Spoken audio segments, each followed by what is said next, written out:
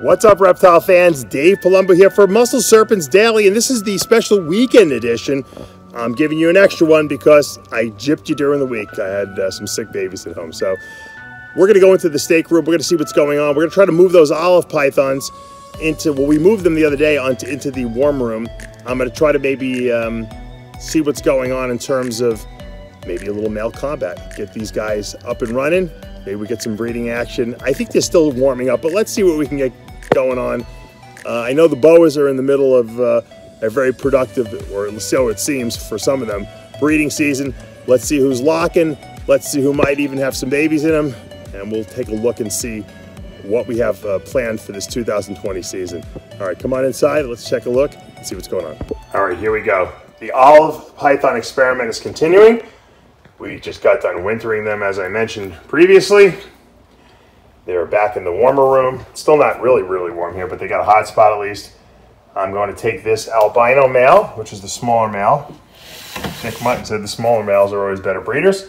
I'm going to put him in with the female and the het albino male I got in there already. See if we can do some combating. The key with combating, according to Nick Mutton, with carpets is not to leave them in too long together. I've combated them before because they can get pretty violent and bite each other, so we don't want that. And let's see what this guy's got going on. Let's get him out of here. Okay. I like this boy. He's a good boy.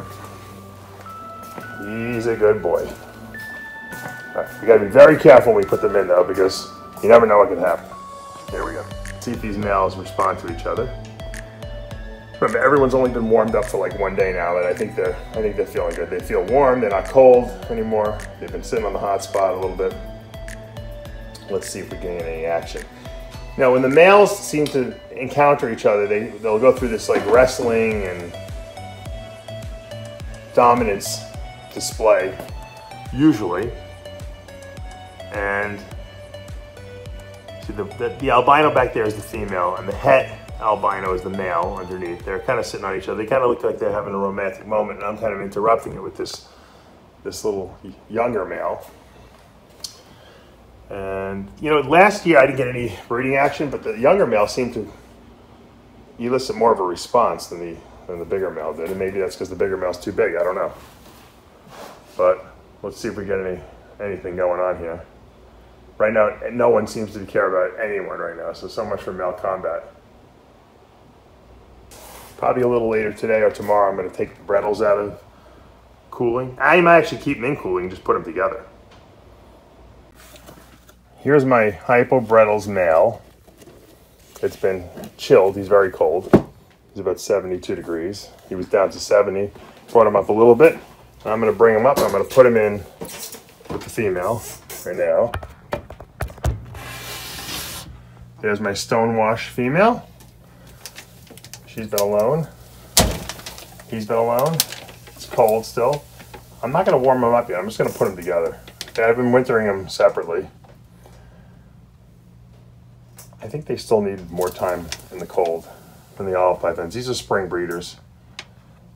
Olives are debatable spring breeders. They're not quite spring breeders. So we'll leave them together. Okay, I just want to make sure the female is alive there. She is.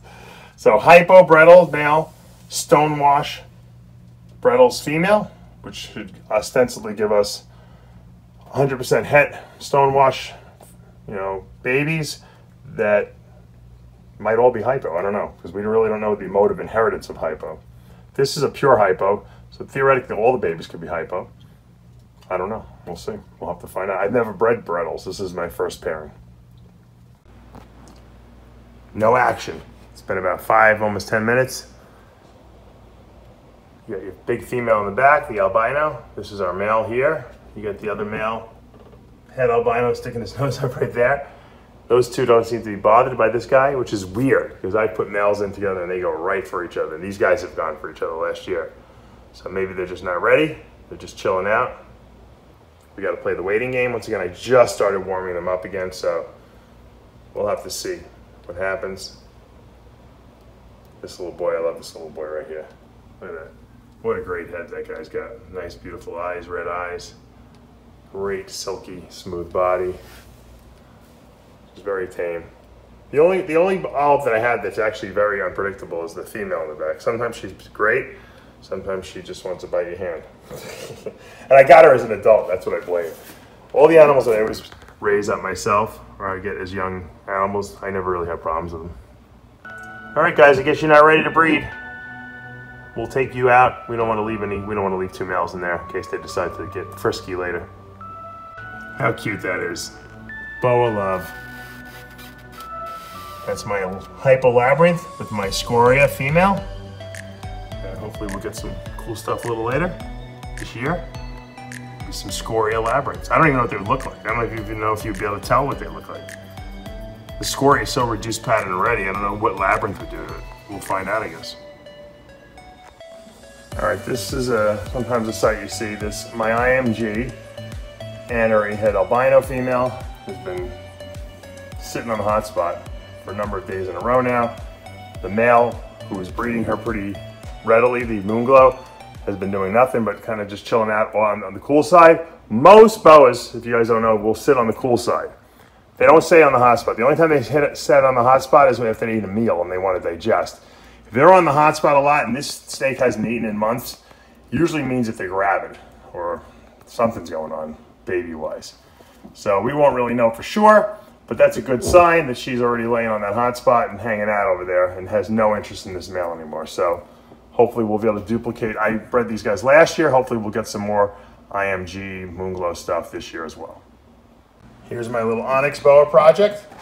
That is my T-positive. That's a Honduran T-positive female that's also ONYX and motley.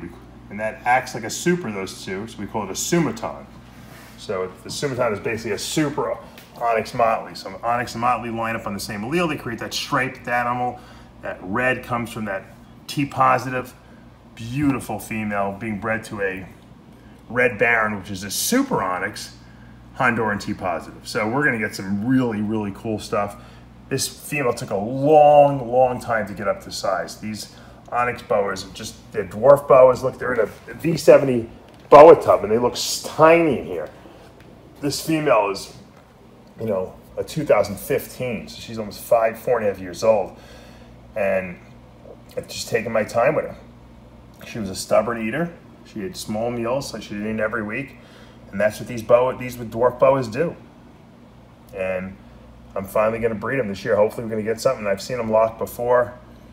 She's sitting on this hot spot a lot. She could be gravid for all I know. And once again, tiny, tiny boa, dwarf boas. This is, like I said, you wanna get into a snake project, you don't want a big snake, but you love the boas and the personality of them. This is it. I mean, anything ONYX is great to get involved with. The blood projects, the pure bloods also is great. I have some ONYX stuff that can, you know, that produces, we could produce some super ONYX Honduran T-positive hypo bloods this year. Last year we did it with the Annery. So the Annery removed all the red. So I was looking to get the super red snake, and we got some darker ones, but I mean, we got some gray ones basically. But this is going to be really cool. We can produce some more sumatons and some red barons again. I'm looking forward to this little clutch here. I really love this ONYX project, and I got it from Frank Nutt a bunch of years ago, and it's really, the fruits of the labor are finally paying off. I had to be patient.